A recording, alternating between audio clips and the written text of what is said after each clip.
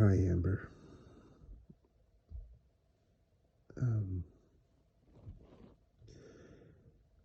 Taking a lot of strength to do this, and you're never gonna see it, but I needed to do something like this because I have a few things that I want to say. You know,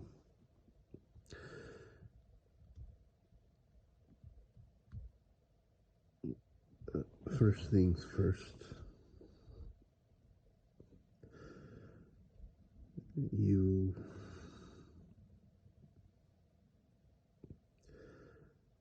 were one of the best things in my world, in my life. And I loved every bit of it.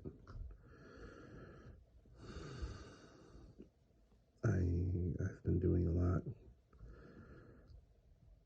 lot of therapy, a lot of medications, a lot of support groups, a lot of things. Because when you left, it left a huge hole. And it's something even to this day I couldn't fill or can't fill, you know. I tried a few times. I made it 7 months with one girl. I believe I told you about her when we were still talking. I do miss talking to you.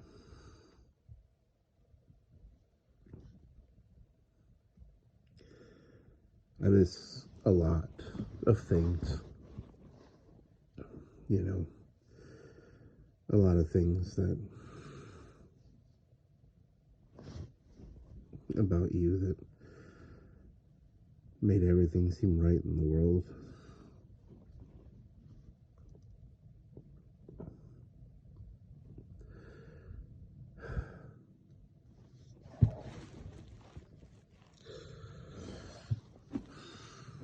It was almost like there was no external problems when you were around.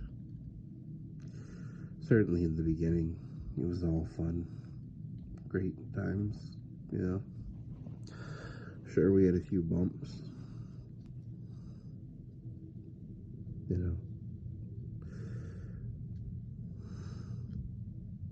And, you know, we had great, great memories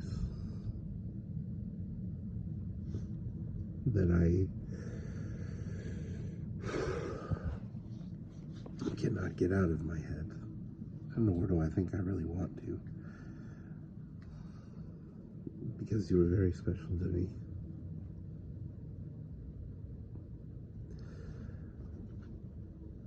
And I know that I've cried over and over again about how I took that for granted. But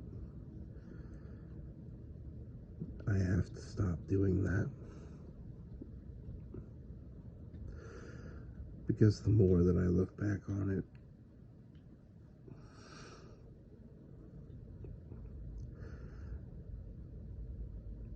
I may have taken a little bit for granted, you know. But I loved you. Most of the things that I did that involved me leaving and taking me away from you and Foley and Tux in the house and the family and stuff, you know, I did for us. You know, I did it because I loved you. Yes, I love the money, and I always told you that money would never come first. And you mentioned to me that, you know, that I had said that, and I felt like you threw it back in my face. And at the same time, I feel like I should have just came home. to be with you. Because what happened in the end has absolutely destroyed me.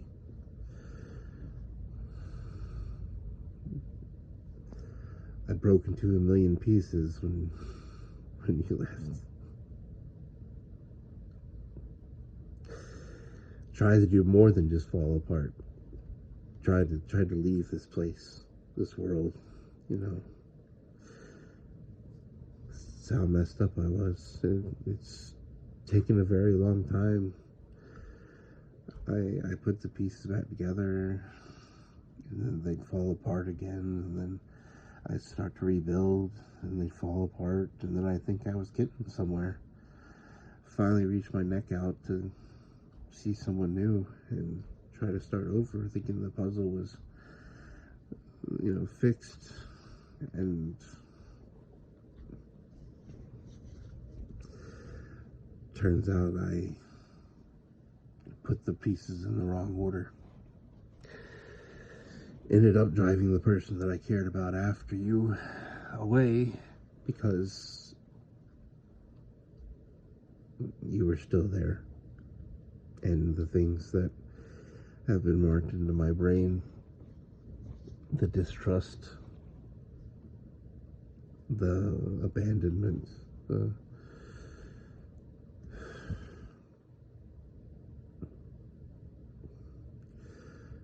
feeling that I was completely worthless has driven me to a very, very hard grasp on what I'm even doing in this world anymore. I no longer have the job that I had to, support us when there wasn't us. When you left, it didn't even mean anything anymore. The job, it didn't.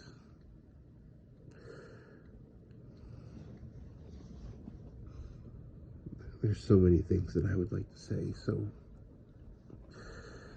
I may make a couple of these, but for now, I'm just going to say what I have on my mind.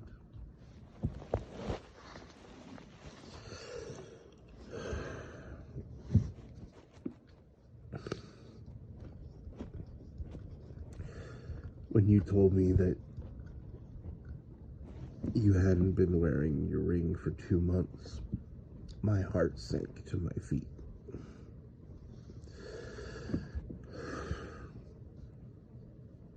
I went into panic mode. I tried to fix things, overabundance of fixing things, and then when you showed little interest in wanting the things to fix, instead of keep going, I retreated and I let you go. I don't know if it was the final nail in the coffin, me showing that I wasn't willing to keep fighting no matter what. I also don't know if you were already gone anyway, because the man you are married to now, I've come to find out that he was a manager in your office, or maybe not your office, but your building. Definitely the same practice, so when I found that out, you can imagine the thoughts that went through my head, and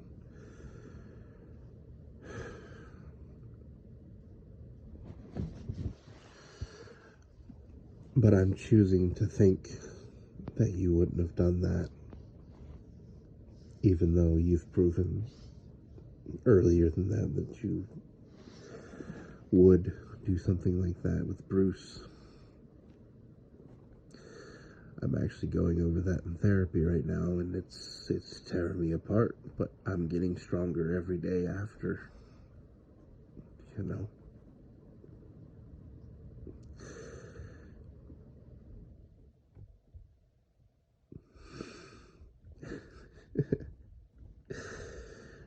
It's been over 7 years, almost 8 years now.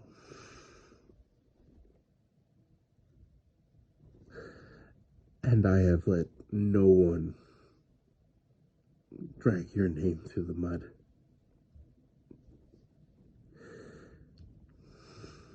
I took every hit. People told me that I needed to move on because you were no good. I told them they were wrong. I was the one that fucked everything up. It was my fault. There was more I could have done. I fought for years. Not so that you would come back. I already knew that wasn't going to happen when you got remarried. And then when you had your child, your son, it just kind of even stuck it even more in that you weren't coming back because now you cemented yourself into a family. So I get it. But I was not going to let anyone tell me that you were a terrible person, that you were a bad person.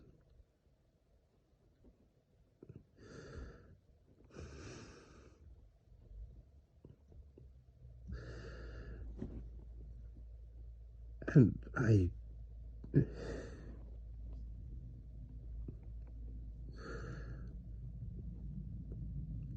don't know why I did that. I mean, I know why. I loved you. I still do. You know? But even if you were to come back, you wouldn't be the same. I'm not the same. You're not the same.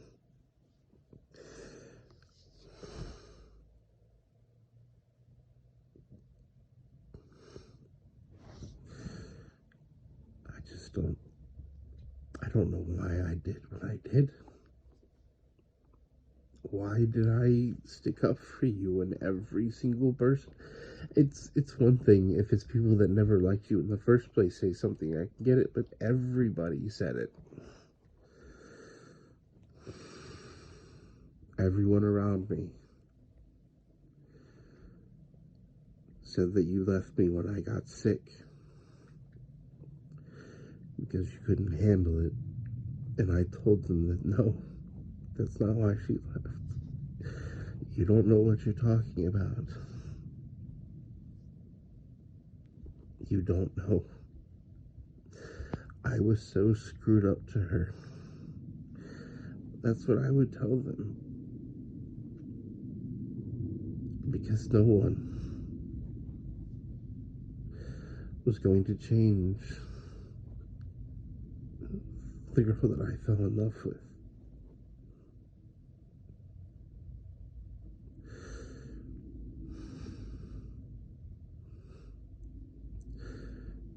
You know how insane that sounds? That's like somebody taking a knife, sticking it in my side, and I'm like, no, it's fine. I deserve this. They have every reason and every right to do this to me because I deserve it. I did that for 8 years.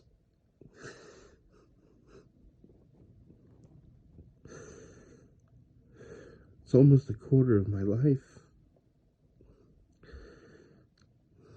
It's the same amount of time that we were together.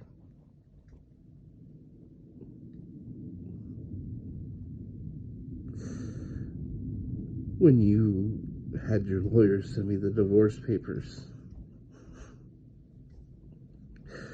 I didn't contest. I signed them and let you go.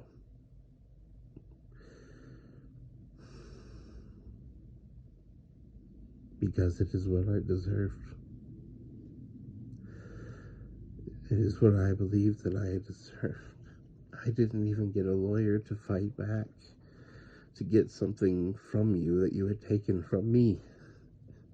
You know?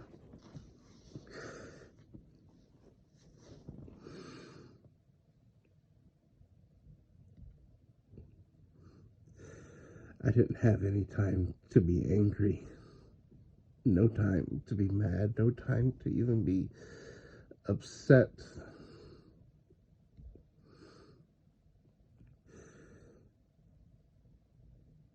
I didn't want to feel. They put me on medication. I had them put me on more because I didn't want to feel anything. I ended up in hospitals.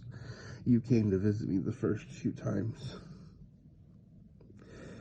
But you looked so cold when you came, like you didn't even want to be there.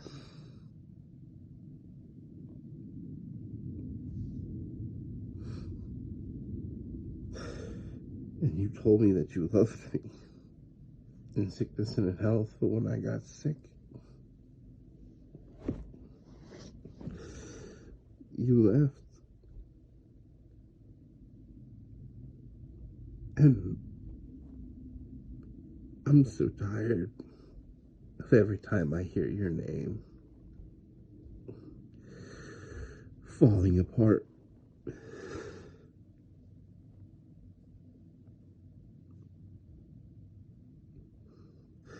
Because believe me, I have jackass friends that love throwing your name in my face because they think it's funny.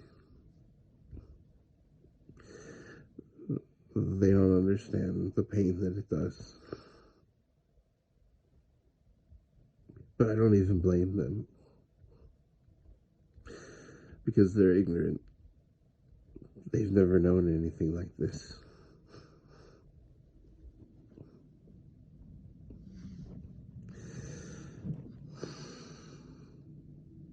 And they're hardly ever sober, whereas I choose to remain sober all the time. Because when I did take the pills and drink to get away from it all, it didn't help. It made me wish I was dead.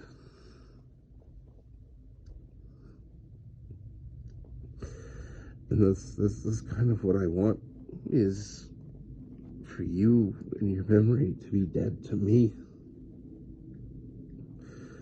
You know, I've acknowledged that it was a very big part of my life, that I have been traumatized and that I may never fully recover, but I am doing the best that I can because I am not a weak person that I became when you left. I fell down and it's taken me forever to get back up, but I'm still climbing.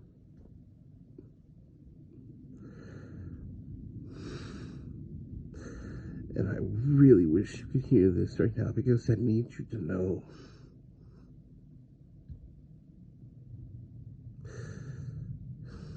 that it was not all my fault.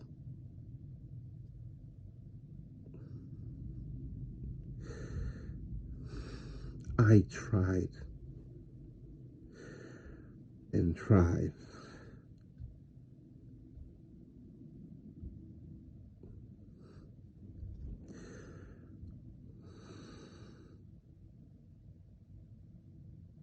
Because I knew you were the one that I wanted to be with.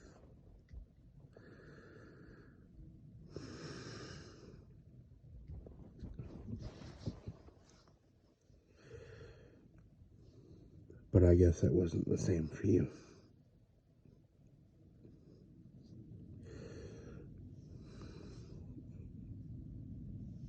I know it wasn't easy for you. I know it was very hard seeing me fall apart, seeing me not take care of myself, seeing me, leave to go on multiple month trips and then have to extend out because, they needed me to stay there. And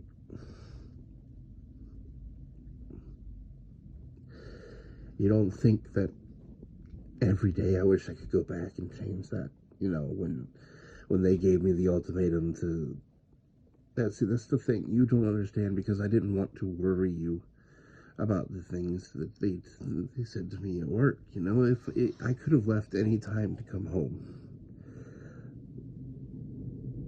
There's not a person in the world that would have kept me from coming home had I knew that it was going to be this much of an impact on everything.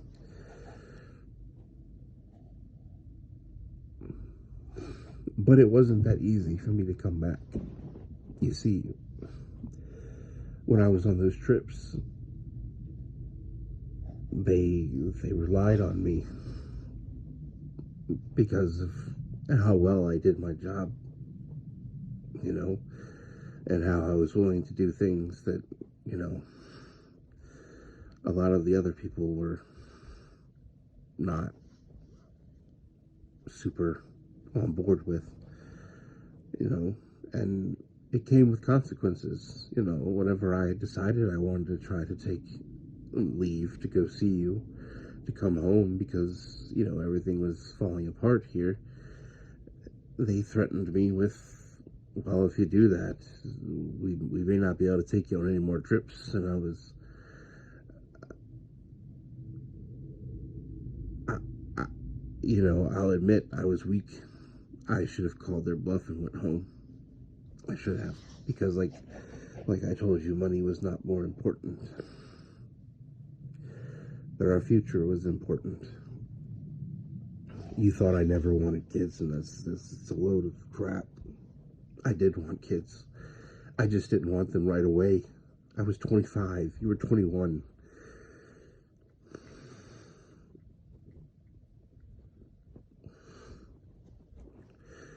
I was barely established. You were barely even had a home. You know?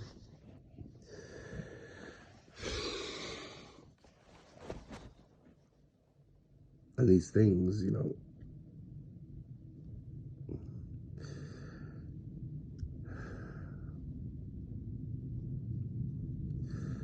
I'm getting tired of being sad and depressed. I've burned almost everything of yours that you gave me. It took a lot. It took me 7 years to do it.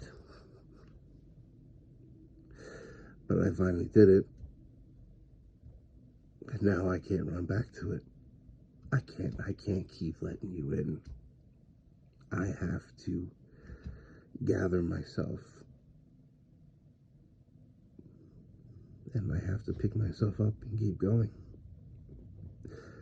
I'm gonna fall back down. But I want to make sure that I get up one more time. Then I fall down.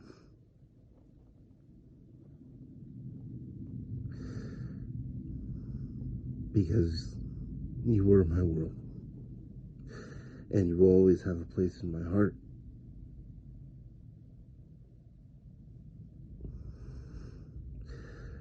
But I can't keep doing this to myself.